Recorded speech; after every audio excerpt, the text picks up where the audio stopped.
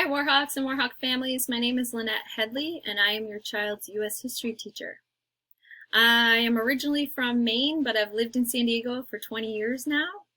I graduated from St. Anselm College with a BA in political science, and I also hold a master's degree in education from San Diego State University. I live in the Claremont community with my husband and my 4 children. My oldest, Hannah, is a sophomore at Madison High School. I've been teaching for 23 years. 20 of those years have been in the San Diego Unified School District.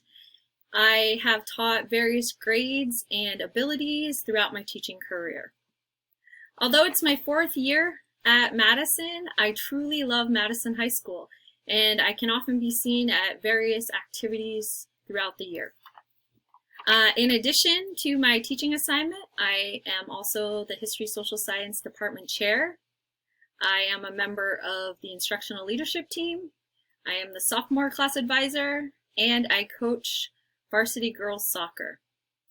As a veteran teacher, I also mentor other teachers and soon-to-be teachers. This year, I'm fortunate to have a wonderful person and teacher, Miss Galit. Miss Galit is completing her teaching credentials at San Diego State, and she will be graduating in December.